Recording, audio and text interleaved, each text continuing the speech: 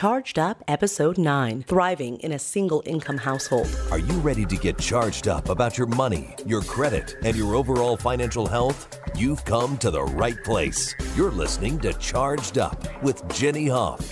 Welcome to Charged Up. I'm your host, Jenny Hoff. Whether you're a single parent or part of a couple where one partner no longer works, stretching one paycheck and not having the safety net of another can put a lot of financial strain on a family and on relationships. Today, we're speaking with Emma Johnson, founder of the popular blog Wealthy Single Mommy, host of the podcast Like a Mother, and herself a single mom of two. A traumatic event in her life forced her to take on the responsibility of kids and still make her career work, like many of us try to do every single day. She's going to share with us her tips on not just surviving in a single income household, but thriving. Let's get charged up about learning to thrive.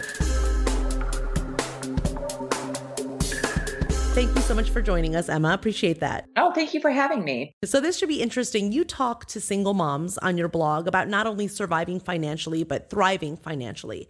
As a single mother of yourself, you've been through the financial ups and downs. Can you tell me a little bit about your own story and your financial journey? Sure. Well, just to start, I was raised by a single mom, and I had always the sense that had a really big impact on me. And I was just sort of intellectually very curious about that because, I'm 40, I was born in 1976, which I guess was probably right in the middle of that big boom of divorce. And then this whole new crop of single motherhood, which was, started 40-ish years ago. And so that was always very present in my mind, even as I grew up and I got married and I had a, quote unquote, traditional family. I married a man and had the baby after the marriage and just really did this kind of traditional nuclear thing, which I imagine was in part a little bit of, I don't want to say a rebellion, but more like, we all want to do better than our parents. And that was part of my narrative. And well, we did it. My husband, he was also from a single parent family, very similar background, educated moms who struggled financially throughout their lives. Neither of our moms remarried. And so that was definitely a connector. And so we both thrived in our careers when we got together. We moved from Phoenix, Arizona, where we met, to New York, where we both live now. And we started making money. And for the most part, I think we did pretty well with our money. We put money away and saved and had the cash reserve and did the retirement funds. And when our daughter was born, we even did the college funds, 529 funds, bought a nice apartment. And then our tragedy happened. My husband had an accident and had brain injury, which he's miraculously largely recovered from now. But our lives unraveled and our marriage unraveled. And what do you know? I was a single mom. And I was also, after some time of receiving child support, I was financially on my own with this show and had 2 kids by this point. And it was horrifying. It was like even though I had figured out how to make money and I'd been making really good money before I had kids, and I had a degree, I had a Rolodex, I had skills, I had all of these things. And I live in New York City, which is just teeming with amazing, competent women that are doing incredible things with their careers. I still immediately went to that dark place, was like, I'm a single mom and I'm going to be living in my car. Like that was, even though I had the benefit of so many other storylines and plots to my life, I went there. I went to the darkest place. And it's very, very common. I mean, there is some study from some years ago about how all women, like huge amounts of women of all income brackets, have this bag lady nightmare all the time, not like dreaming nightmare, but a fear that you're going to become a bag lady. And actually, the more income you earn as a woman, the more likely it is that you are going to be afraid of becoming a homeless person. And that was very applicable to me. So I was facing this really tough situation. I felt like I failed. I felt like that was my big goal in life, is not to be a single mom. And what the heck, here I was. And I had a lot of wonderful support around me, but the narrative was like, well, when are you going to go and get on welfare? Like literally, like I figured out how to make money pretty quickly. And I also received some nice child support right away that lasted maybe about a year. And people close to me who shall remain nameless were like, well, okay, that's fine. Those numbers are big numbers, but when are you going to go get on food stamps? And I was like, and that is also very common. I hear that same story. Another, like just one of many examples, another mom who I am friendly with through my work. Again, she was very successful. She was a breadwinner in her family. I think she's a marketing consultant and she was making really great money through her divorce, everything. And her mom was like she never stopped. Like she never became broke, like many of us do when we're going through that transition. Like she just kept earning and earning. And her mother still said to her, like, you know what, you can still get a job at Walmart. I know somebody can help you get a job as a clerk at Walmart. What are you talking about? You're sitting in my giant house that I pay for, And so it's just so ingrained, and it's very, very hard as an individual and collectively to break out of that messaging because we're only human, right? So I figured it out, and I found it very empowering. I mean, it's always great to have professional success, and it's always great to take care of your family, and it's always great to make money. Women don't talk about that enough. They don't say how awesome it is to make money. It feels so freaking good. And I want women to own that and say it out loud. But when you're doing it, like my story, and I think a lot of women's story is like, I'm doing it despite that really stupid story I was telling myself last year, right? Like I'm breaking through my own barriers. And that was just so satisfying to me. And I started seeing similar stories around me. And so I started this platform. Like I'm a professional writer, and that was, my background. And I kind of just with not a whole lot of big mega planning, I started a blog about professional single moms, and it's grown and grown. And now it's my full-time career. And as you mentioned, I have a podcast, Like a Mother, shameless plug, and I have a book coming out next year about single motherhood. And it's been such an amazing journey. And I feel like it's such an honor to be able to speak and connect with so many of these women who are either finding their way or really just find them incredible things. I mean, some of them very high profile things, building businesses and leading companies. But I mean, there's moms that are caring for disabled kids and, serving their communities and caring for an older parent, and they're keeping it together and enjoying a dating life. And they're just like everyday heroes everywhere. And it's just beautiful. I love it. Yeah, that's amazing. And, I love what you said about kind of you get in this mentality of you feel like now all of a sudden you have to be kind of a victim. You're going to need to support from other people. And I think it's easy for people, even if they're very successful, to fall into that trap. Probably even easier sometimes if you already feel like you're close to that and then you're going through a divorce. And, I loved one thing that you said in one of your recent podcasts about you need to make decisions out of a place of abundance and not out of a place of fear. And I think a lot of financial situations, while they're tangible, you've got debt on your credit cards, it's also very mental. And when you get into this place and you can start digging a hole for yourself of, I'm never going to get out of this, and what do I do? In panic mode, it's very hard to make better decisions. Can you talk a little bit about that, how to mentally get out of that hole of desperation and anxiety and have a place of kind of confidence and power of taking charge of it, especially if you're in debt? Yeah, well, look, FYI, 57% of millennial moms are unmarried. And half of the ones that do get married are on track to be at that roughly 50% divorce rate. So the idea that the nuclear quote family is the ideal or should be the goal, well, everybody's entitled to their own goal, and that's great. But this is really mainstream now. In fact, 51% of families in this country are not that, heterosexual couple, 2 kids, marriage unit. Families look like all kinds of things today, and it's really beautiful. The majority of that 51% is now single mothers, but, gay families, multi-generational homes, all sorts of wonderful configurations of family. But when you come to single motherhood, it's usually in a place of crisis. Like even if it's divorce, it's a pregnancy outside of a relationship.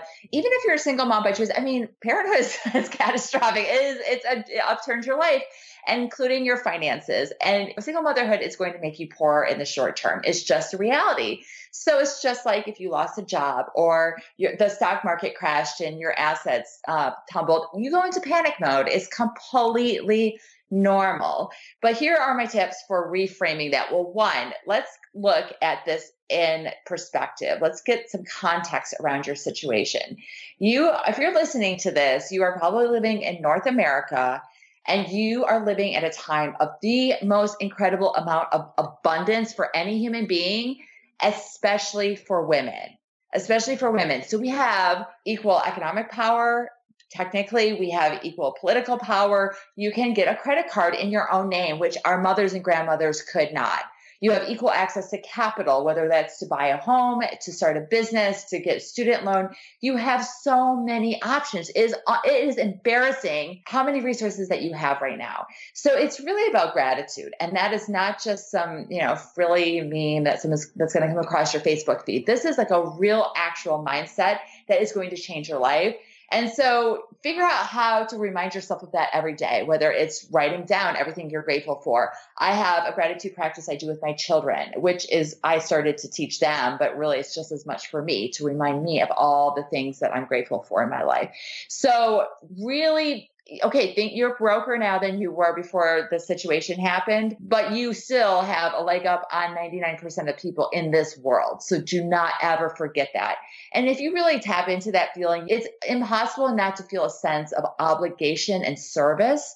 So that might mean that you feel of service to other women around you, maybe women that are still stuck and have a poverty mentality when they don't necessarily have to. Maybe you feel of service to whatever you're passionate about, whether it's, improving your business where you work or that you own, or whatever nonprofit you're committed to in your community or your neighbors, or just being a great role model for your kid. So when the people that have are obliged to give, right? Eleanor Roosevelt said it better than me. We can look up the direct quote. It's about gratitude, perspective, and then sense of giving back and service. But then how are you going to maintain that? You can't maintain that if you are only hanging out with people who are stuck in a scarcity mentality. I am such a huge proponent of being very, very conscious and ruthless with the people that you spend time with. So, you know what? We are all a product of who is around us, whether it's our friends, even if these are wonderful people that you grew up with, that you love, that are part of your family, even if it's your biological family, your colleagues, if these people are all just bringing you down, if they're saying, well, what do you mean you think you're going to go back to school and have this big career? Or what do you think that you think you're going to get out of this financial situation? Do you think you're better than us? Like, who do you think you are? Whether it's explicit or that's implied, or they retaliate because your new ambition, your new goals, your new positive attitude is really reflecting on the fact that they're stuck someplace they probably don't really want to be. You can't be thriving and hanging out with those folks all the time. So find a new network, and you can do that anyway. I mean, we live in this technological age where you can find that network online. You can come into, I run a Facebook group. It's called Millionaire Single Moms, and there's something like 5,000 women in there, and all income levels. You can't play the victim. You can't gripe about your ex-husband or your boss or your mom. It's like you can pose questions. We laugh a lot. We joke about dating, all these things, but it's all about women who are on a path to bettering their lives.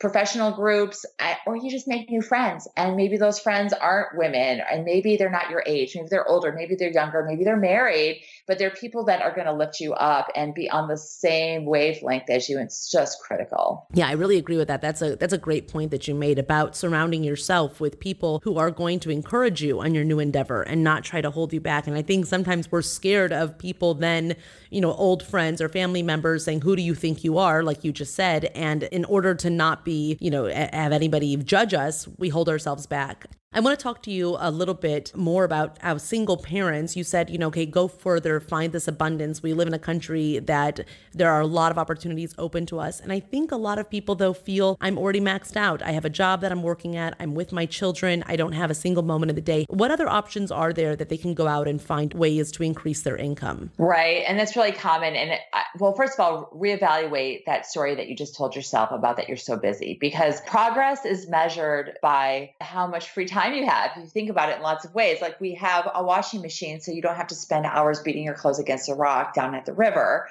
Or you have a cell phone, so you don't have to write a letter to your friend to figure out when you're going to go and have margaritas or whatever, right? Technology is your friend.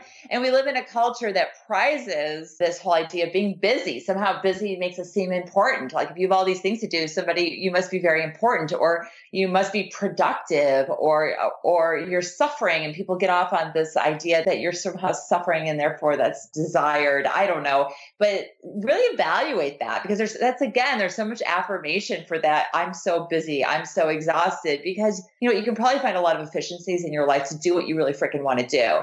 So your kids are demanding. Work is often very demanding, taking care of a house, whatever.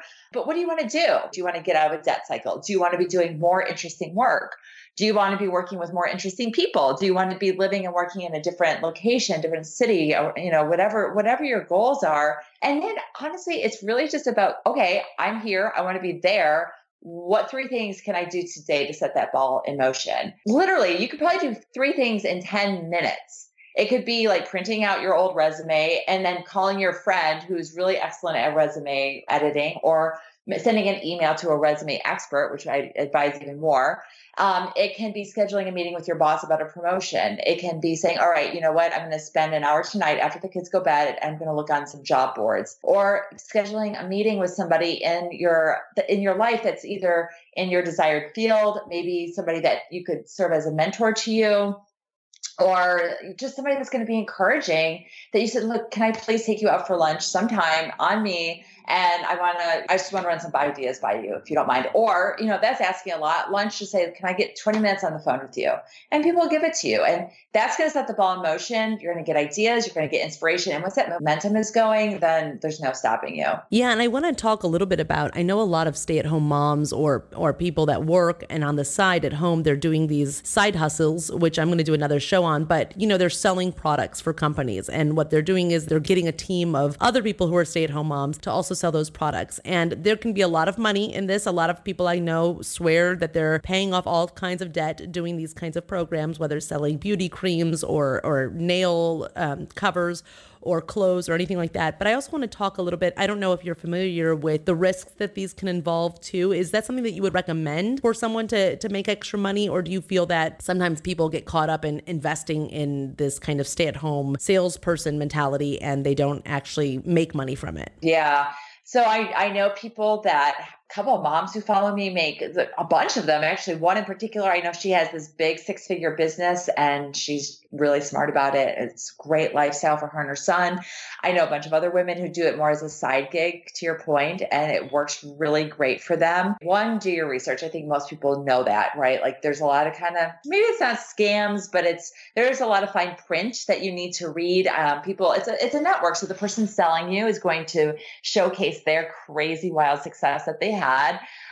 But really ask a lot of questions, right? A lot of the times these things are done, in a social atmosphere and everybody's having a good time, and you might feel kind of shy about asking the hard questions, but we're talking about your life here. Ask the freaking questions. You go into talk to the mortgage broker, you're not you shouldn't be, at least, you shouldn't be embarrassed to ask about the fine print and all the minutia. This is maybe even more important because we're talking about your time and your reputation is at stake. So really get, if that person's saying they're bringing in $30,000 or $40,000 a month in income, ask exactly where that money's coming from. Ask them, how do you spend your day? How do you spend your week? How long did it take you to make $40,000 a month? What's your overhead, right? Okay, you're bringing in $40,000 a month, but they might be spending $45,000 a month. There's a lot of marketing that goes into roping you into this program. And then keep in mind, you might be selling cosmetics or beauty products or cookware, and you might be really passionate, wonderful cook, or you might be really passionate about beauty. You might be very beautiful yourself, but that doesn't mean you're a great salesperson. And those are two totally different skills. And if you don't have sales experience, you don't know that you're a really dynamo, start small, start absolutely small, but also ask more questions, because a lot of these programs have minimum monthly investments. So, for everybody that's killing it in this business, there's a lot of people that are broke. I mean, I knew one woman, she got caught up in it, and my friend got swept up into it, and she invested in $8,000 in product. Yeah. So she was just $8,000 in debt, and she realized that she wasn't a salesperson. Yeah. Or she wasn't committed to it, or she got, there's if you're that personality where you get swept up into things, then you might get then distracted into something else when you don't immediately start making a profit. And I think that's the other thing too. I mean, okay, you're a salesperson, but you're a business person. And that's just because you haven't been a salesperson or you haven't been an entrepreneur, because you are an entrepreneur, then doesn't mean that you can't do it. You absolutely can, but there's some really, really basic tenets of successful businesses. And one is that they usually start very small. They make lots of mistakes, and it takes them many years to be making good money. And so, if you're ready to sign on for that and give it the go, then go for it, but go in with your eyes open. Yeah. Good advice. Definitely good advice. Yeah. And if you have to put up money up front, you should definitely know everything you can about it, because I don't want people going out there and putting money on their credit cards. That's just another debt they have to pay off. Talking about debt and expenses, you talk to a lot of single parents. Parenting is expensive. As a parent myself, it's a lot more expensive than I ever anticipated it was going to be. How do parents who feel like they're kind of living paycheck to paycheck, or there's not a lot of extra money, give their kids everything they think their kids deserve without going into debt? Well, okay, one, what do your kids really deserve? I think kids need like a healthy meal, like a safe place to live, reasonably fine education. Like they don't need to go to fancy private schools, and they need a hug like once a month. That's what kids need. And they don't need, I mean, it's like the same thing, the same advice to like the multi-level marketing things. It's, like you got all the money in the world, and sure, go and buy the expensive baby crib. Sure, like you can have whatever childcare that you want. Your kids can be super duper cute, or all kids are cute, right? Like they can be tricked out in whatever fashion. They just don't need that much stuff. Like, especially when they're little, hand-me-downs are great. The kids they don't even need a crib until maybe don't even ever need a crib. They need a bed when they're 2. Like you could probably skip the crib.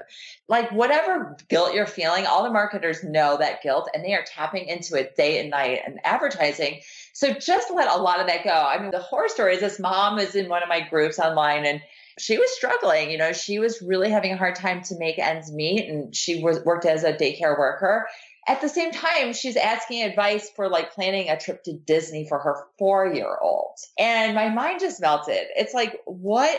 Okay, this is so... Like they're not even going to remember the trip. Yeah, that is it. Like, I don't care if you're a billionaire, a 4-year-old isn't going to remember a trip to Disney. They really, I'm telling you, my kids are 6 and 8 and they're just growing up.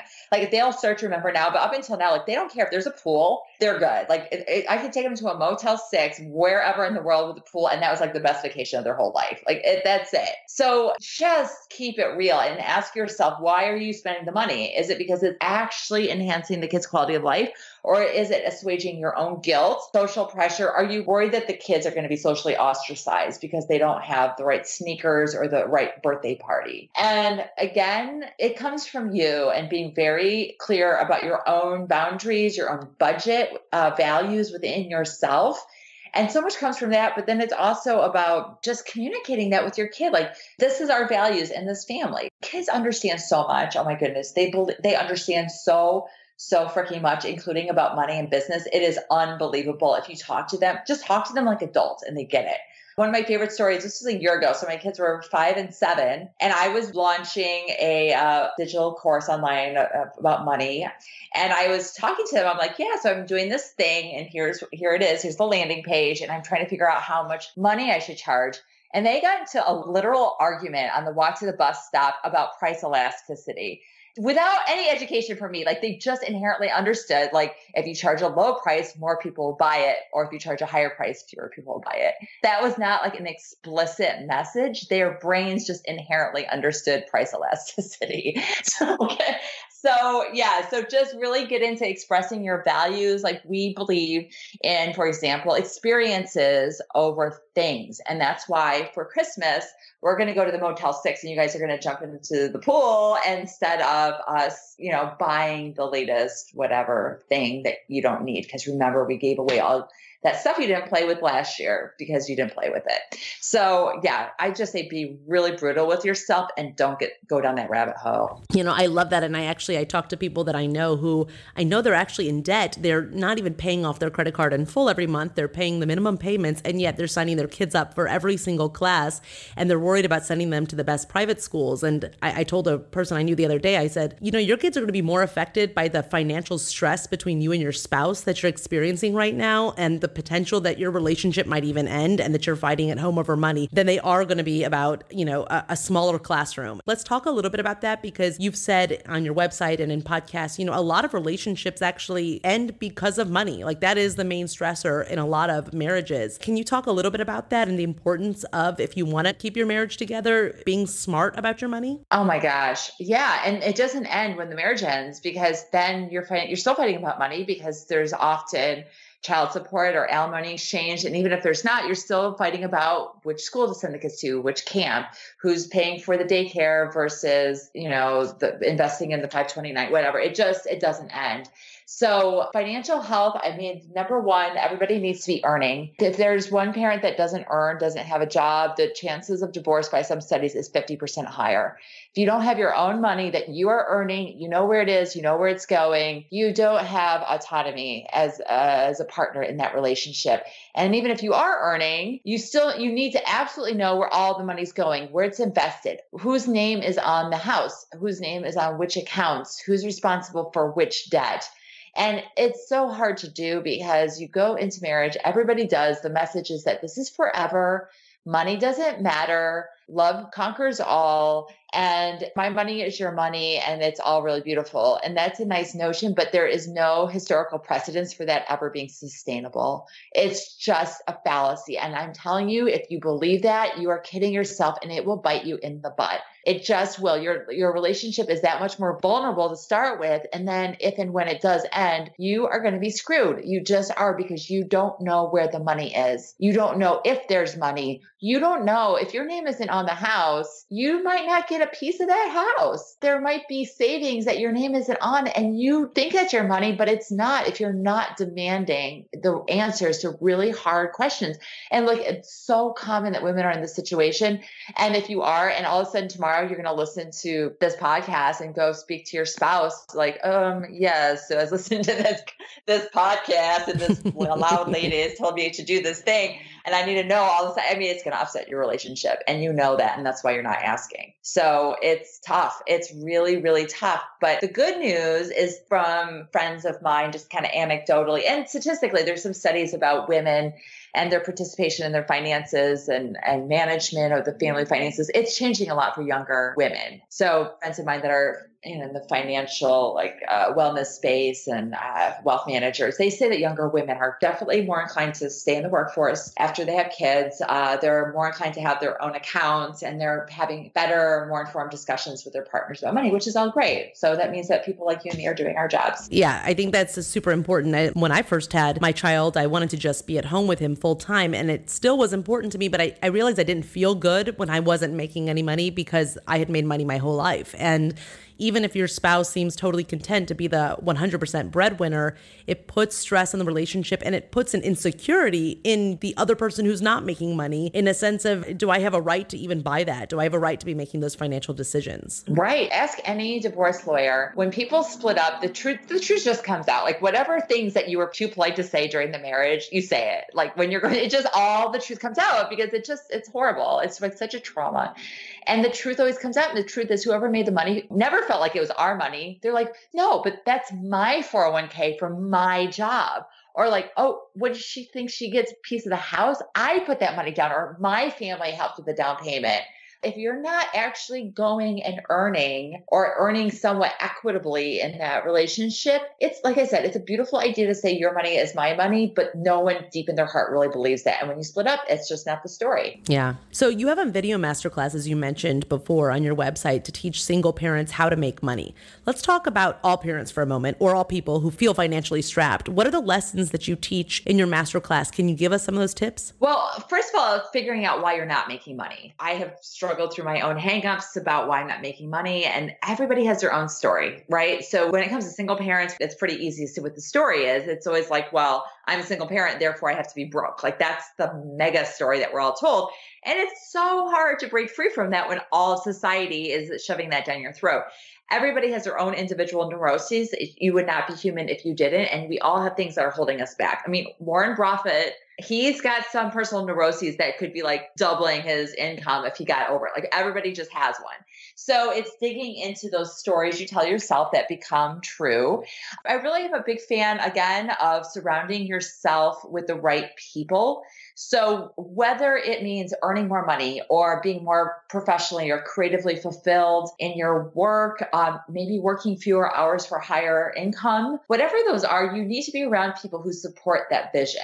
And that doesn't mean that they look like you. They might be people outside of your field. I've been trying to really make a conscious effort to surround myself with people outside of media in terms professionally, because it's just, they have a whole different set of experiences that I can learn from. But at the end of the day, business is business and career is career. So, those people, like, again, they might be in a different industry. They might not even live in your same country. You connect with them online. They might be older, younger, different gender, whatever. But surround people that are like, oh yeah, that's a great idea. Or maybe you can think about your idea differently. Or here's how I do my business.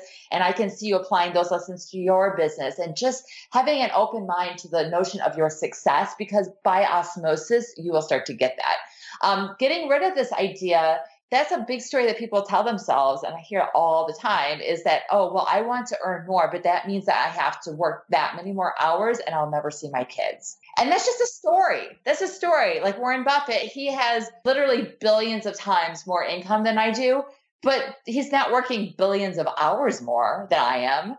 Right? That's just a story that people say. So it's like, well, what's your story and how can we deconstruct your story and apply logic to it? Because your story is probably very rooted in emotion and history and figure out a way. And the other thing to keep in mind is, again, we live at this incredible time where every single industry, thanks to technology and the nature of our economy, is being completely deconstructed. And that's very scary. Back to the stay-at-home parent thing, it means it's super scary for folks who drop out of the workforce because even if you talk to a career expert and they will tell you 2 years, you were out 2 years, you're obsolete. And even very traditional fields like teaching. I heard from a mom recently and she's like, you know what? I really believed I was a better mom for staying home with my kids. And I was a teacher and I always felt like I could just jump right back into teaching if something happened. Well, now my marriage ended and I can't even get a part-time teaching job because the education industry has changed so much. And it's the worst mistake I ever made. Okay, so that's the downside of that. But the upside is that you can make your own rules. You can completely do whatever the heck you want, whether it's inside a staff position, being an entrepreneur, somewhere in between. Maybe you have a staff gig and then you have a side gig, whatever. But it is a time of complete professional liberation and the sky's really the limit. Yeah, no, I totally agree with that. I think a lot of times is what you said, it's surrounding yourself with different people because they might give you an idea that you might not have ever thought of. It just, there are so many opportunities with technology today that you can make money without even leaving your house extra when the kids go to bed or at night by doing any kind of freelance work or helping people out in an expertise. And it's really cataloging what you're good at, what you know how to do. And there's somebody out there who's probably willing to pay you to do it. Yes. There is. I mean, everything is kind of moving that way in the economy anyways. I mean, I'm in media. It's a classic example where there's hardly any staff jobs anymore. But if you want to be an independent entrepreneur, a freelancer, there are so many opportunities. Companies don't want staffers anymore. They want people that they can try out. If it doesn't work out, well, then there's no love lost, or they can go on and make tons of money together indefinitely. And that's very scary for people that have come of age in a time of corporate staff jobs with a lot of security. But you know what? Fortune favors those that embrace change. And that's just not the reality of most industries anymore, any industry. So the sooner you get on board with this idea of like a nimble career, you'll just see and find so many incredible opportunities. And speaking of, changing, we get a lot of readers who write in, and debt has kind of become a way of life where they feel satisfied if they can at least make the minimum payments. They're proud if they're making the minimum payments on their credit cards every month. But we know that just means you're paying a lot of money in interest, and people are overpaying for everything that they buy. What's your advice regarding credit card debt, how to get out of it and how to stay out of it? Well, imagine what it would feel like if you didn't have it. Just really think about that. Like spend some time feeling that. And it feels so freaking good. And because, people are comfortable with it, but I don't really buy that. I think that deep down there is a deep, deep discomfort with it. Because every purchase then is second guess. If a purchase is not like, well, should I pay for this $3 cup of coffee or should I put that $3 towards the debt? Because I know I really should do that because Jenny on that podcast, she said I should do it. And so it's a constant conflict and it's almost like a spiritual conflict.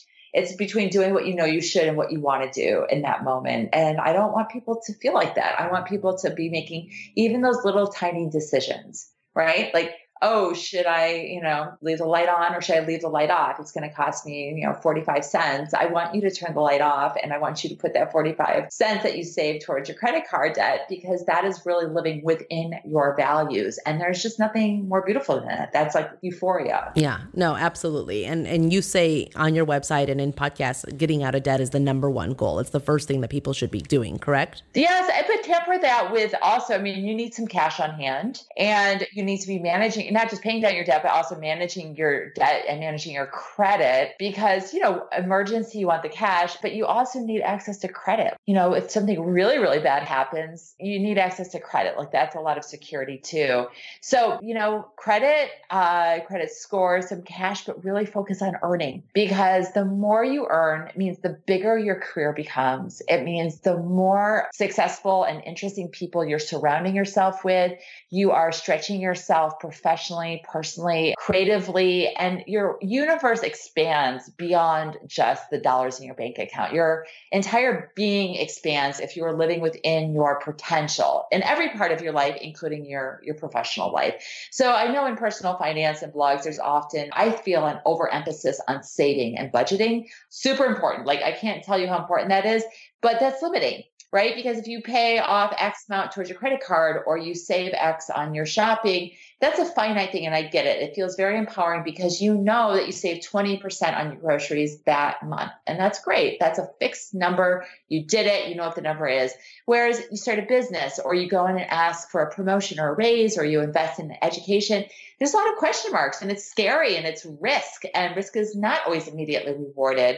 And so people shy away from that and just focus on the known. And I really urge people to go big and grow and focus on the growing, because the growth is infinite, right? Your credit card is $20,000. That might seem insurmountable, but that's just $20,000, whereas your income and your career potential is infinite. And I also want to quickly touch on credit, because that is one thing that you mentioned here. And it's one thing that I noticed when I did a story on stay-at-home parents, and a lot of them had no idea what their credit score was. They didn't even know how to check their credit. They didn't know why their credit would be important because they're not working. And that's one thing that you touch on in some of your blog posts and stuff, and really how important having good credit is, especially if you may be going through a divorce, or you may be thinking you might go through a divorce in the future, or if you just want to have financial independence, even if you are with somebody. Can you talk about the importance of knowing your credit? Oh my gosh. Well, first of all, if it's good, it feels awesome.